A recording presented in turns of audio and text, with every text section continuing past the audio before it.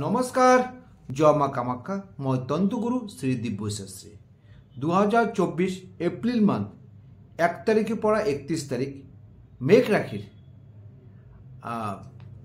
Education, health, প্রেম, লাভ, marriage life, business, career আর ভাগ্যস্থান আর luck support লই আলোচনা করি। ডিটেলসে মান্থলি প্রেডিকশন করি আৰু টোটকা দিম এটা কি কৰিলে আপুনি মেঘ ৰাশিৰ ভাল ফল পাব। মেঘ ৰাশিৰ যেটো আলোচনা কৰিম ৰাশিৰ পৰা আলোচনা কৰিম। আপোনাৰ হৰস্কোপত না নেগেটিভ না পজিটিভ যি আছে হৰস্কোপত সেইটো লৈ আলোচনা কৰিম। প্ৰথমত আপোনাৰ হৰস্কোপত যেটো মেঘ ৰাশিৰ 1 নম্বৰ ঘৰত বহি আছে বৃহস্পতি আৰু বুধ বহি আছে। প্ৰথম আলোচনা হেলথ। মঙ্গল মানে ৰাশিৰ যে মালিক মঙ্গল বহি আছে 11 হাউসত শনিৰ লগত বহি আছে। তো শনি আৰু মঙ্গল 11 হাউসত বহি থাকিলে হেলথ লৈ ইমান প্ৰব্লেম নাই। অলপ চিন্তা কৰিব লাগে। শনি মঙ্গল যেতিয়া কানেকশ্যন হয় কোনো প্ৰব্লেম নহয়। 24 এপ্ৰিল যেতিয়া মঙ্গল দ্বাদশত আহিব ৰাহুৰ লগত কানেকশ্যন হ'ব। 24 পৰা আপোনাৰ 30 তাৰিখলৈকে অকণমান হেলথ ইস্যু থাকিব। আপোনাৰ মূৰৰ বিষ অথবা আপোনাৰ আপাৰ পোৰ্শন প্ৰব্লেম হোৱাৰ সম্ভাৱনা খুব বেছি, মেজৰ ইস্যু নহয়। তারপরে আহি যাওক সেকেন্ড টাইম হল আপনার এডুকেশন।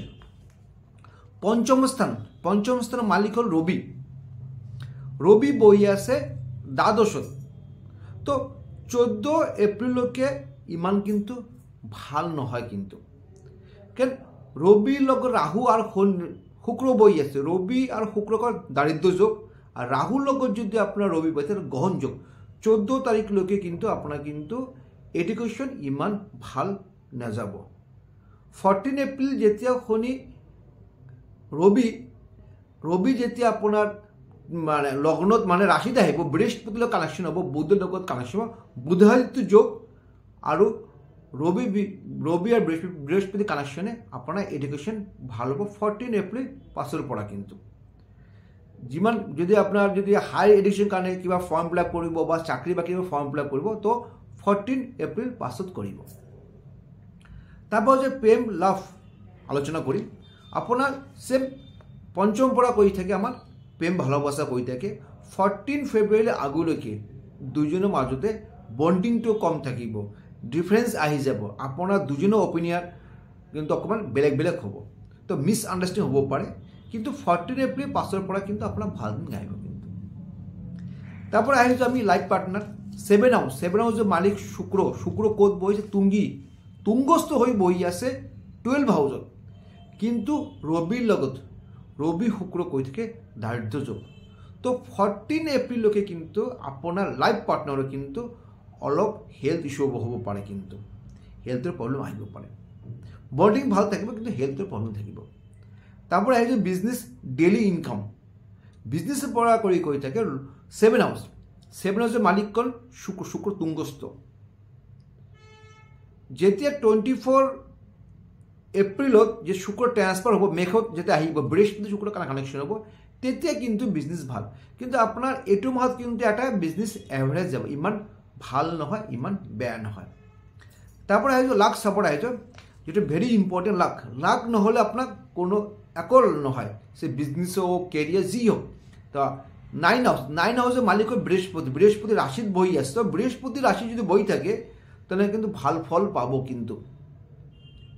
কারণ আপনার কিন্তু 1 তারিখের পৰা 14 তাৰিখ ভাল, 14 পৰা 25 তারিখের বেশি ভাল যাব। কিন্তু 25 তারিখ যেতে বৃহস্পতির লগত শুক্র কানেকশন হব, দত্তগুরু দেবগুরু যদি কানেকশন হব, তেতে কিন্তু 25 এপ্রিল পৰা 30 তারিখ 6-7 দিন অকমান বিজনেস বা লাক সাপোর্ট কম করব।